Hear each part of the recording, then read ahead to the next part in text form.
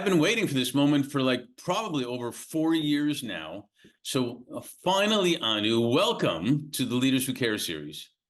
Yay, I'm so honored to finally make it here. Thank you for having me. Well, you deserved it before. It just took us long enough to get you here. That's the thing. So this will be fantastic. I think everybody will super enjoy it. It's awesome to see you again. And the best place to start, as always, is if you could briefly introduce yourself, not about business.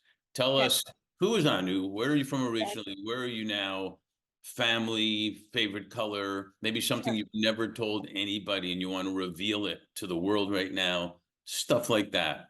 And then put your face a little lower so we see you in the camera. Is that Perfect. better? Go for Great. it. So my name is Anu Bhardwaj. I am Arya's mom. Let's start there. And I have a lovely 13-year-old daughter. And um, I currently live in Jupiter, Florida, Hmm. and I have a residence in Puerto Rico. So I'm technically Puerto Rican at this moment in time. I have a resident official like card. I'm gonna share this with you. This is so legit. This just happened this past year. Driver's license and Yay. yeah, everything's all legit, so it's great. Um, I have been I have been moving around the world for 4 decades now. I That's know. something that, most people don't know about me is that I've spent my life across Asia, Europe, North America, almost equally at this point. And I speak Swedish. That's something that people don't know. That's something people would never guess. They would never guess. They're looking at me, but I studied in Sweden. I got my MBA there at the Stockholm School of Economics. Um, I was a Fulbright scholar to IIT Mumbai. No. No one would have guessed that part either, that I'm a Well, techie. I don't know. They might have guessed that. Okay. But the Swedish, definitely not. That would Yeah. not have been the first thing that comes to your mind. So Uh, why Florida? How did you end up in Florida? I ended up in Florida because Aria ended up in Palm Beach Gardens with her father before COVID. And she said, Mom, I really want you to come here. And luckily, no one knew what was going to happen with the world and with the pandemic. But, I sold my house in Laguna Beach and moved out there to be with my child who was in first grade at the time. And when the pandemic happened, she had just started third grade. And so we were lucky that I had made that move because, all the flights were like very difficult at the time. No one knew what was going to happen. And I was home, so I got to homeschool her. So it all worked out. Yeah, that's fantastic. And I know you love her dearly because you've talked about her a lot of times, and stuff. So good for you. So speaking of her as a kid, what were you like as a kid or a teenager? Were you a girly girl or were you a tomboy? Did you organize friends together for special causes? Did you play sports, music? What were you like? So I was super active as a kid, like just everywhere, like highly energetic, which I still am. Yeah. Very high energy child and made a lot of friends wherever I went. Um, just, saw the world as a wonderful place, and I still do to a Hmm. large extent. And really not concerned about people's evil intentions, like unassuming and unaware. So, you have some kids that are really shy and, afraid. I was just not one of those. Like, I was ready to make friends with everybody. And, I just didn't sit still waiting for things to happen. I made them happen. And I think that was a good quality until I got to kindergarten. And I recall once I got to kindergarten, I didn't speak the language. I didn't speak English. So I was trying to communicate with these 4-year-olds. They had no idea what I was talking about. And then I started to just get really frustrated. And um, vivid recollection was that I finally just learned English because I was forced to learn English. And I remember getting home and getting really annoyed with my parents because they wouldn't give me things unless I spoke to them in English. So Mm. it went from speaking only Telugu with everybody I knew from birth till I got to the United States. And then when I started speaking in school, it just like it was one of these things that I remember was very frustrating. But I think it came in handy later because picking up other languages became a lot easier for me because I had to do it as a kid and not speaking any English at all. So, It's interesting you say that because I think studies have shown that young kids that learn languages early are behind others, but then they zoom ahead of others. So it's the kind of like the investment to do it and take the time, but then and then you like kind of catapults you ahead of the other kids later. Just have to make sure that the kid doesn't get traumatized by during that period of being behind learning the yeah. languages. So, pretty cool. Tell us a little bit about, you talked about, all your studies, some of your studies and whatnot. So tell us a little bit of your journey in this aspect. You were Georgetown to Singapore to like Stockholm, India, obviously. I'm trying to figure out you were arts and communication, entrepreneurship, VCW. I mean, you got the whole gambit going there. What Yeah. intrigued you to take that path of education?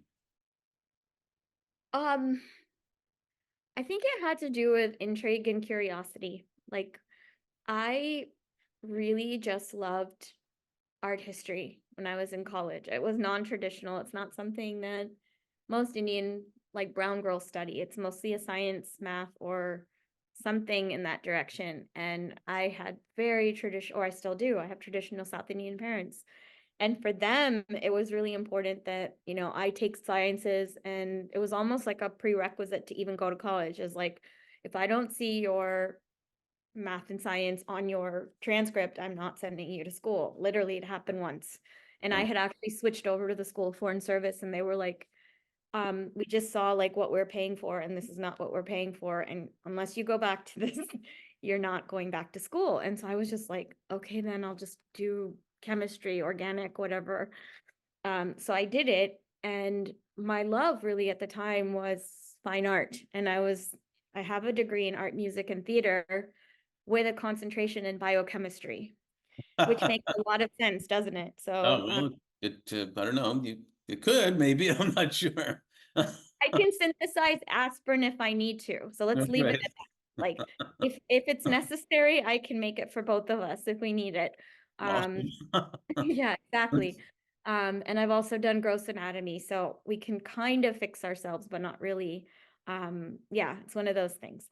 Um, and then where I wanted to take this art history degree, and people would ask me these questions all the time, is what are you going to do with that? Well, you can do anything you want with it. It's about learning so many languages and cultures and history. And for me, it was like really getting a sense of just appreciating the beauty in life. And it was beyond the art, it was the beauty, right?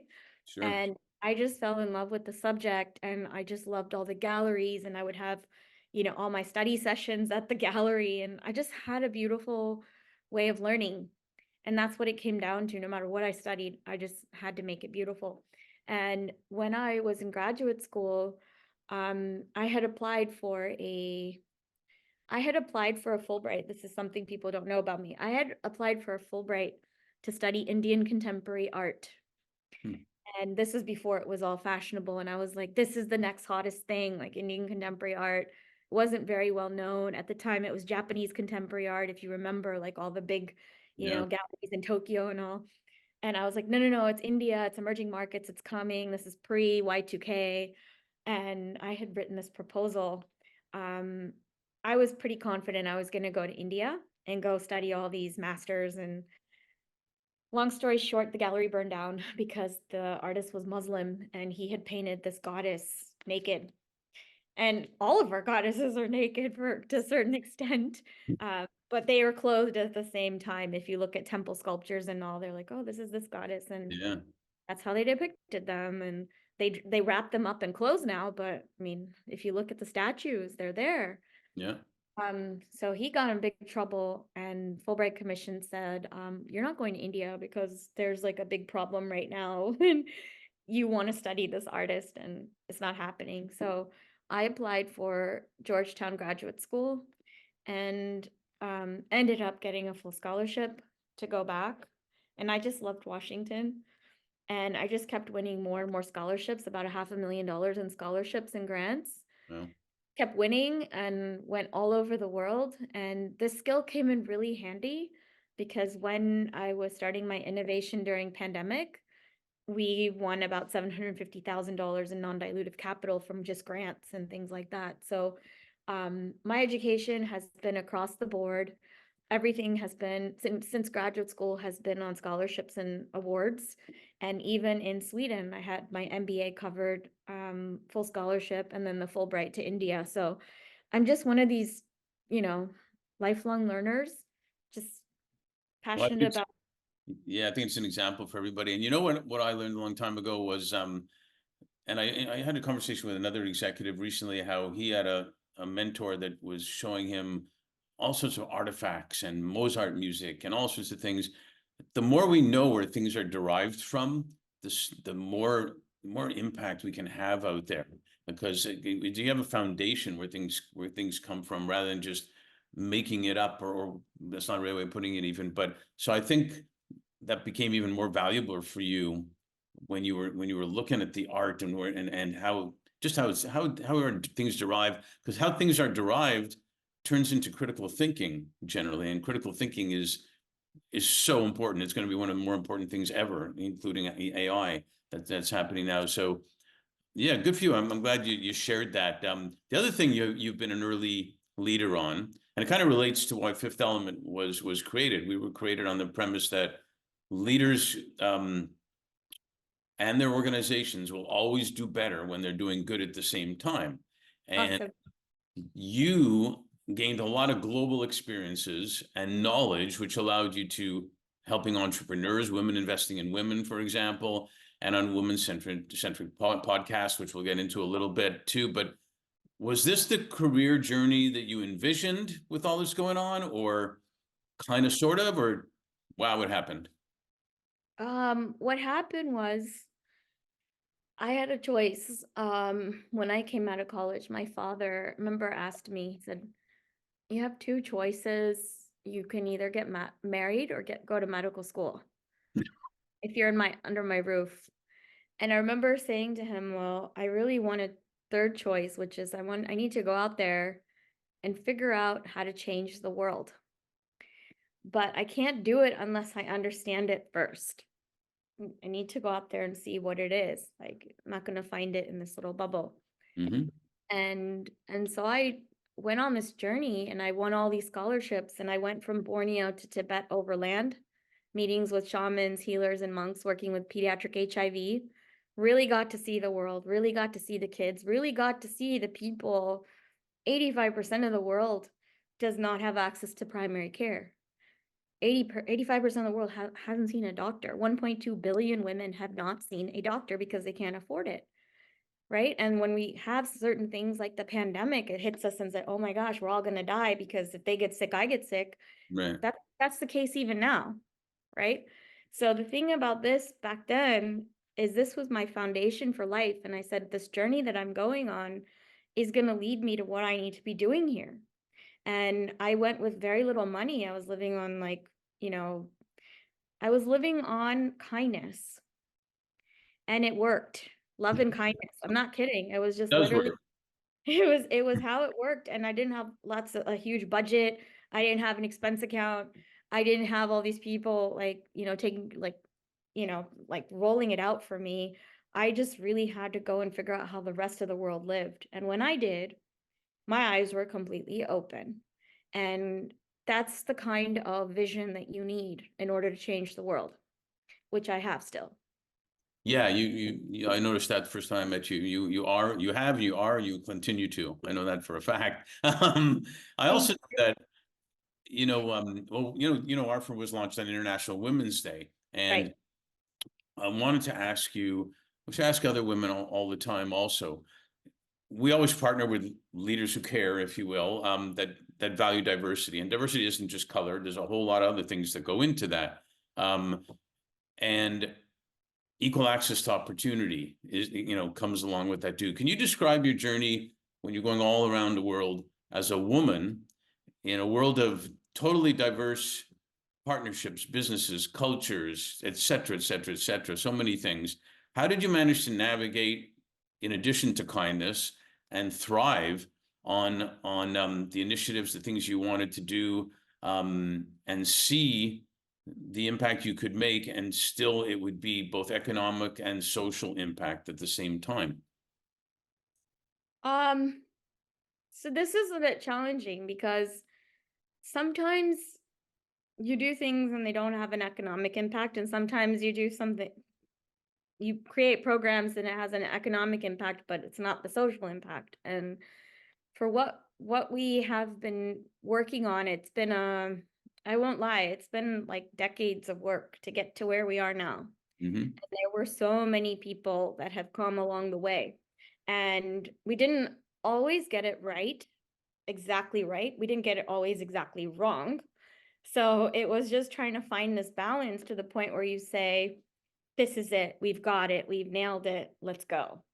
And that happened sitting at the kitchen table where I am now, talking to you.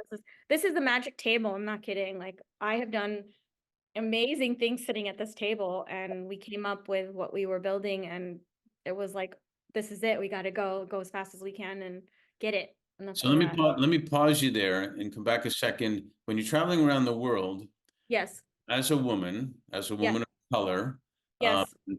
in some areas where women are clearly second class, if not below, you're doing it on kindness.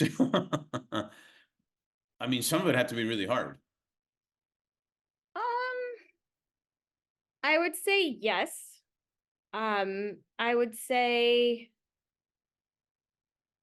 there were certain places where I felt, you know, I felt nervous, very nervous. And I would say the majority of the time, it was a learning, it was a learning journey the whole time.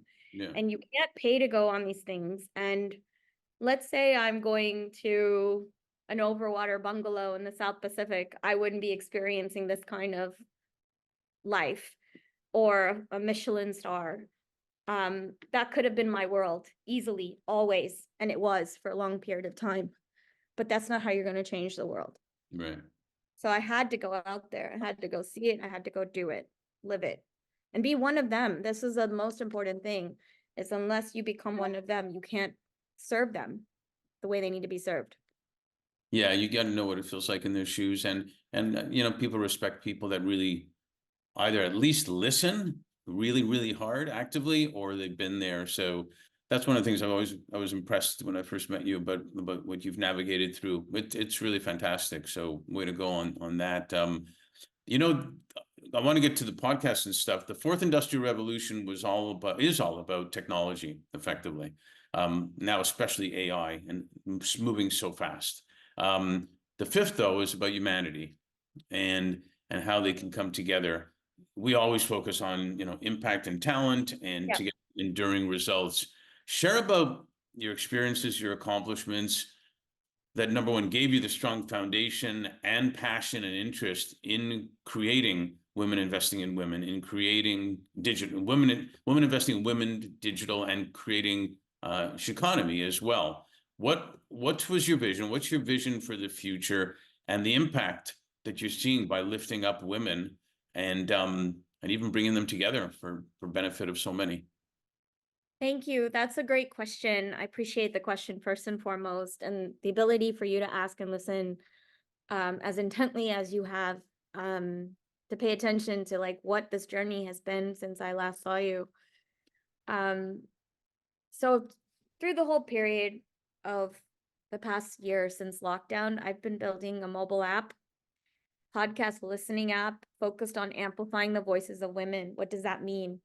It's an app that has over 3,000 female podcasters, voices of female podcasters, and individuals like yourself who are amplifying the voices of women also are welcome. And what we've done is we have curated this content into different topics, SDGs, UN Sustainable Goals, like climate change, women's health, entrepreneurship, investing, technology, leadership, children's health, financial literacy, all kinds of topics.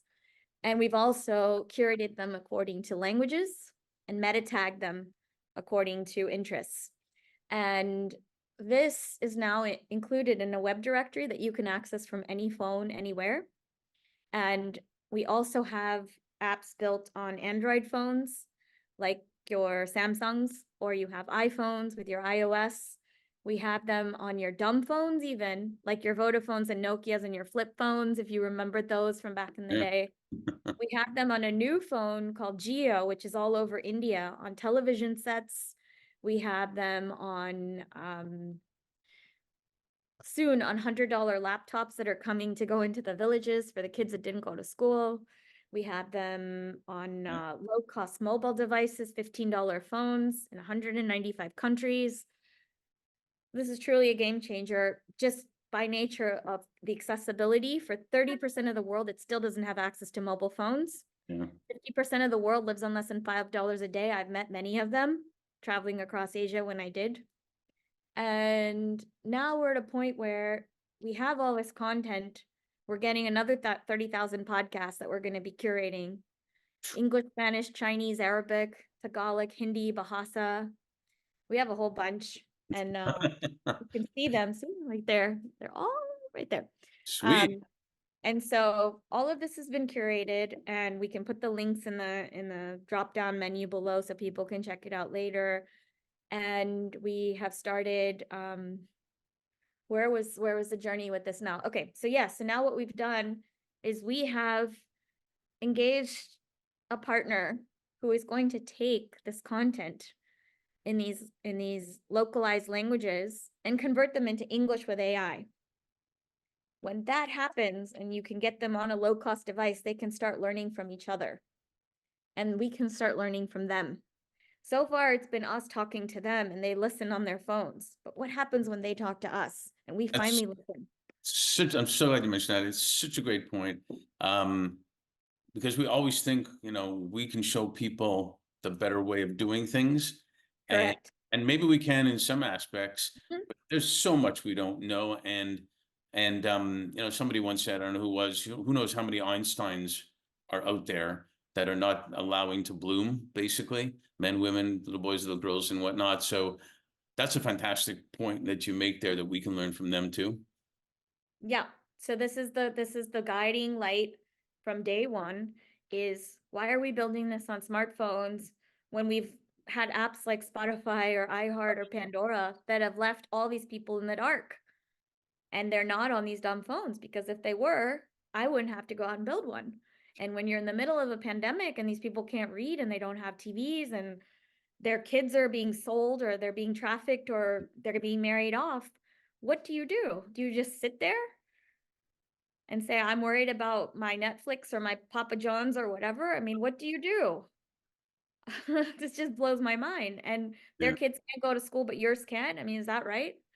And then another generation disappears, and then you wonder, like, can we stop this? Well, we're stopping it now, and this will, as long as we have our devices, our directories, our tech, our phones, they have hope and they have a chance.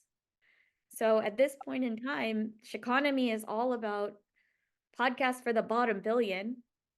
Let's start with the moms' voices and the women's voices. And yeah, everyone else is going to jump in and say, we can support this as well. But we wanted to start with the women first. Everyone else is welcome too, but I wanted to really make sure that the women get heard. And that's why we started it. Yeah, way to go. I think women and moms are gonna Correct. save the whole world, right? Actually. Exactly. You nailed it. So this is exactly why we exist and why we will continue going as far as we can in my lifetime. Super cool. There's an organization, Million Peacemakers, that has a program called Nonflict, which I'm very engaged in, and they're doing a whole huge initiative to train 250 million young people, and Million Peacemakers Youth is actually run by young women right now. And so it'll be, we'll talk about it. It should be pretty cool to get engaged on that too. That's fantastic. In LA we say leave them wanting more so we can do a sequel, which apparently Yay! I have to do. But I want to ask you one last question on this part.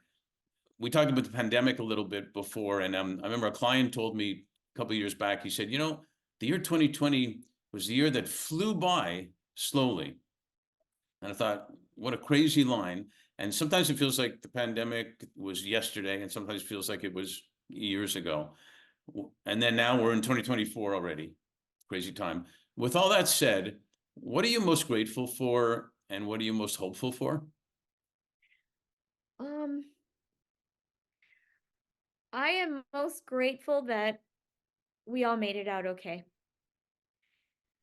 Me and you and the ones that we love that are still here. I'm very grateful for that because a lot of people did not make it. And I remember watching small children burning their parents. They couldn't burn their parents. They didn't have firewood. They were so poor. Right. And back then it was like we made it out okay. And with the war that's happening now, and my heart breaks every time I watch it, and like anything like to do with it, to the point where I actually just got rid of the TV. I don't have a TV in my house anymore because I can't bear it. Like to see how much how much horror there is in the world right now. And what am I most hopeful for is also the same answer. It's you and me and my daughter Arya, who's like, build the app. We need to build this for other people. So if we have that in our children, and that kindness, that care, compassion, that's beyond us, beyond anyone near us, and if we've already instilled that in the next generation, that's hope. And I'm just hopeful that all these people that have grateful that all these people that have come forward to help us and support us, moms sitting at home in their houses, dads supporting us, just good humans. Like that's all we need to really change the world, and I'm hopeful for that because there are good people. Couldn't have said it better myself. Not even close. Thanks for sharing that and sharing all that you've accomplished and exciting things still to come. So thanks. Thank you.